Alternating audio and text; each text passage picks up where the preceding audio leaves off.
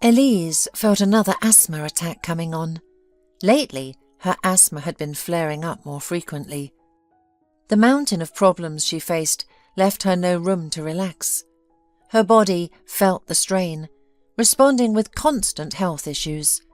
Today, a demanding customer had frayed her last nerve, and an attack struck. Fortunately, Margot was on shift, always keeping a watchful eye on Elise. She noticed Elise's pallor, her confusion, and her rapid breathing. Margot quickly led Elise out of the store. "Sit here for a bit," Margot said, helping Elise to a bench by the back door.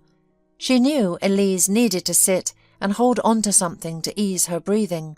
Elise sat down, dangling her legs and gripping the edge of the bench, focusing on steady breathing and pushing away dark thoughts. The credit, the crumbling ceilings in her small apartment, daily stress at work, and arguments with her quarrelsome neighbour. She needed to forget it all, at least for a moment, to breathe normally again. Whenever an attack started, Elise would imagine herself lying in a blooming apple orchard. This mental image took her back to childhood, when her mother was still alive, and her only worry was avoiding the morning dew. She pictured the peaceful hum of birds, butterflies fluttering about, and carefree sparrows chirping. Her breathing would slow, the wheezing would subside, and the tightness in her chest would ease.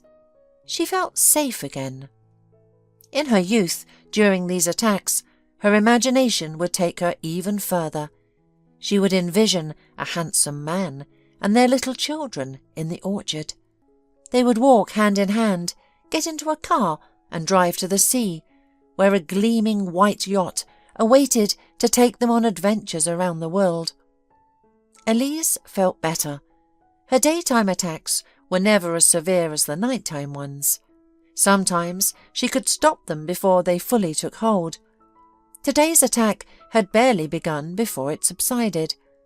Elise didn't even need her inhaler, which she tried to use sparingly due to her condition, but always kept with her. After catching her breath, she even managed a joke. "Margot, did you know there was a time when I dreamed of marrying a banker? I'd imagine him all dapper in an Italian suit, you know, with diamond cufflinks." "Oh, Elise, a banker with diamonds? You're really letting your imagination run wild. Feeling better now? Let's go back. Helen will be mad at us. We left her all alone at the register, and customers will be pouring in any minute." Margot knew that Elise no longer dreamed of a banker with diamond cufflinks, or any man at all. But there was a child in her thoughts. She had recently discovered she was pregnant. A home test confirmed her suspicions with 2 clear lines. What should have been joyous news for most women sent Elise into another severe attack. The man who had gotten her pregnant wanted nothing to do with the child or her. He didn't consider their relationship serious enough to discuss family and children. "What did you expect? That I'd want to marry you? We had some fun, that's all," he had scolded when she told him about the baby. "I never saw this as a serious option. Besides, I have another girlfriend. She's the one I'm serious about. She has money, a house, cars, and a prestigious job. What do you have? Nothing." Elise cried for a long time and eventually made a cruel and hard decision. She went to the hospital with Margot. The doctor confirmed the pregnancy at 6 to 7 weeks. When she learned that Elise didn't plan to keep it, she became serious. It always carries risks, and with Elise's negative rhesus factor and asthma, the doctor wasn't confident the procedure would be without consequences, or that she could carry a child to term in the future. The doctor managed to convey this to Elise, and was glad she could save the unborn child's life and prevent Elise from making a grave mistake. Elise decided to keep the baby, but fears of loneliness and an uncertain future triggered more frequent attacks. The doctor had warned her that this could happen in the first half of pregnancy and advised her not to worry too much about it. Elise promised to get her thoughts in order and overcome her depression to avoid attacks and panic. However, this was easier said than done, and she often had to miss work or, like today, sit in the back with her inhaler ready, trying to regain her composure. On her way home, Elise thought about the baby. Today, she felt the first gentle kick, a strange and exciting reminder that a little person was growing inside her, and she would never be alone again.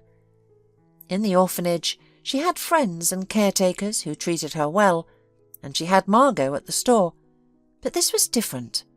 The baby was a part of her, the family she had always dreamed of, and she already loved her child with all her heart. The screech of brakes abruptly pulled Elise from her thoughts. In slow motion, she saw a car speeding towards an elderly man just steps away from her. Without hesitation, Elise lunged forward, grabbing the man's sleeve and pulling him toward her with all her might. The car still pushed him slightly, knocking him to the ground. The old man fell hard onto the sidewalk, taking Elise down with him. She miraculously stayed on her feet.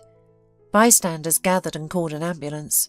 The police arrived, and a breathless Elise had to give her witness statement about the accident.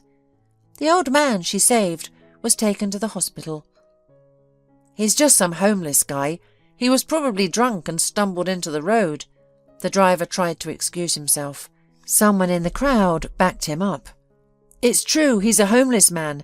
He's been hanging around here for days. He's not in his right mind. Like he's been hit over the head." The local janitor said he appeared out of nowhere about a week ago. "His name is John, but he doesn't remember anything else about himself." "So if he's homeless, is it okay to run him over?" Elise exclaimed indignantly. She decided she would definitely visit the old man in the hospital. John was in a ward with 3 other injured men. He didn't recognize Elise, but was overjoyed to have a visitor. The elderly man truly didn't remember what he was doing on the street. He didn't know his address or even his last name. Elise visited him again on the weekend, but the old man was no longer in the ward. "He was discharged. He did ask to stay longer, but this is a hospital, not a sanatorium," the nurse explained to Elise. "These homeless people throw themselves under cars to get into the hospital. They want to fatten up on government food and lie in warmth. He didn't have any serious injuries, so the doctor ordered him to be discharged." Elise was outraged by this attitude toward the old man. "If you're so kind-hearted," the nurse didn't hide her annoyance, "then take him home with you. Let him set up a resort at your place, and real patients should be treated here." And that's what Elise did.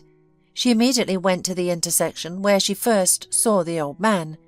John was sitting on a half-rotten old bench under a building, not far from the scene of the accident.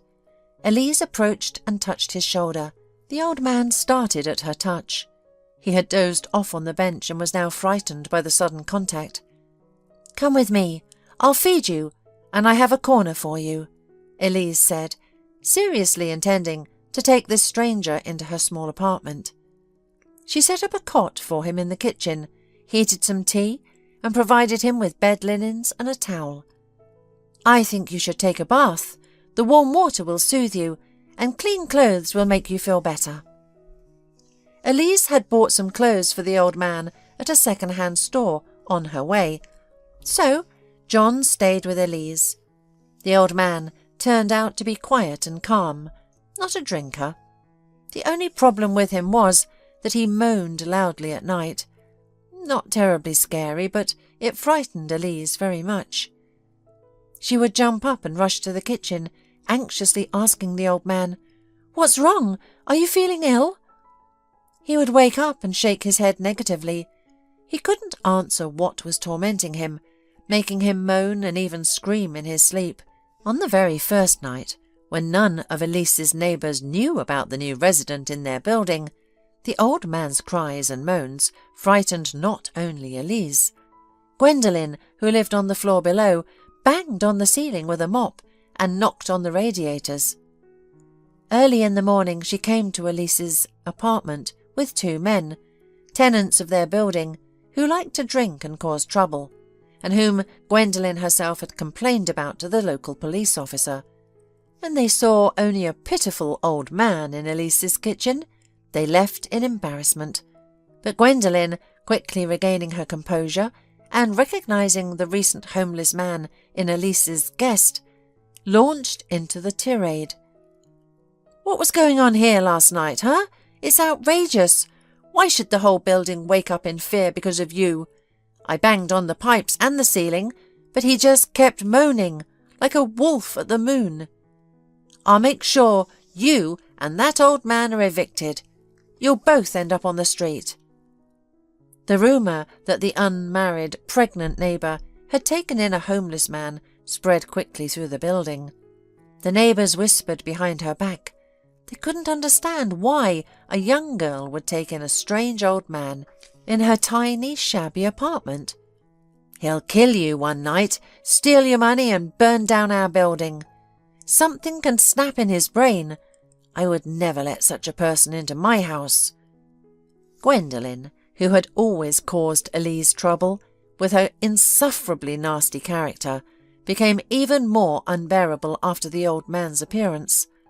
She would cause scenes over the old man's nightly moans, waking up the entire building and threatening to call the police. Elise tried to ignore the spiteful neighbour's antics, although she was genuinely concerned about the old man's condition. No one knew how to help him. Over time, the old man became much calmer at night, but he never recalled who he was or why he had been on the road near their house that evening. He wasn't even sure his name was John. Perhaps someone had called him that. Who knows? Several months passed and little Sadie was born. Looking at her tiny daughter, Elise felt a mix of emotions. She was overjoyed, but also overwhelmed, wondering how she would manage with a baby and all her other responsibilities. "Don't worry, I'll help you," John assured her, but Elise knew the old man's help was limited. Surprisingly, John cleaned, did laundry, ironed and even cooked, marvelling at his own abilities. "Look, Elise, I can make soup." He stayed close to home, sometimes sitting on a bench in the courtyard with a book or magazine. Both he and Elise feared he might forget his way back if he ventured too far. Meanwhile, Elise's asthma attacks nearly stopped, and John no longer cried out at night. Life was slowly returning to a peaceful routine. None of them, neither he nor old John, could have imagined how drastically their lives would soon change. One night, little Sadie spiked a fever. It was late and there was no suitable medicines in the house. Elise didn't dare take the sick child with her to the pharmacy. John was sleeping in the kitchen and hoped Sadie wouldn't wake him, while she quickly ran to get fever-reducing medicine. Unfortunately, the nearest pharmacy was closed, and it took Elise over half an hour to find an open one. As she rushed home, clutching the medicine, her mind raced with terrifying thoughts. She imagined the old man waking up, confused, and taking Sadie out of the house, or worse, smothering her to stop her crying. When Elise finally returned, she found a very different scene. John was holding Sadie, gently rocking her and singing a soft lullaby. Elise had never heard him sing before, and it brought her a sense of peace. Sadie was sleeping peacefully in his arms, and he smiled down at her. "Elise, Sadie started crying, so I took her in my arms to soothe her," he explained. "And you know what? When I held her, I remembered everything. Elise, I had a daughter once and a wife. They died in a car accident. That's probably why I was drawn to the road. I've been alone for a long time." The old man's face lit up with sudden joy. "And I remembered something else. My name is Carl Lewis. I was a banker and a renowned collector. I'm not homeless, Elise. I have a big house of my own." Elise stared at him in disbelief. Poor John is really losing it. I'll have to take him to the doctor tomorrow. Gwendolen was right. He's not in his right mind. "Elise, don't look at me like I'm crazy," Mr. Lewis pleaded. "Let me explain everything. And as soon as Sadie feels better, we'll go to my house. You won't believe your eyes when you see it. I live alone with my collection. I have a passion for antiques and art. Furthermore, I ended up on the street because some con artists came to my house posing as buyers and antique enthusiasts. I knew they were trying to trick me, but I played along, planning to call the police. They figured it out and attacked me, hitting me over the head with something heavy. I don't know what happened next, but I woke up in the woods, remembering nothing. I think they thought I was dead, so they dumped me there and covered me with leaves and branches. Somehow I made it to the nearest city and ended up at that intersection where you found me. I only just realised that's where my wife and daughter died 30 years ago." The old man wept, and Elise found herself believing him. 2 days later, when Sadie's fever subsided, they hired a car and set off for the city, where Mr. Lewis's house was supposedly located. "Look, Elise. Look what those scoundrels did. They ransacked the whole house." Mr. Lewis stood in the middle of his home, indignant. "These vandals have no clue about antiques. They smashed a valuable vase and took a worthless trinket that was just taking up space. What fools! They only trashed the place for nothing." Elise looked around the old man's home in amazement. Mr. Lewis hadn't lied. He indeed had a large house, and was clearly far from poor. "What idiots!" he continued. "They thought they could outsmart me, but they messed with the wrong person.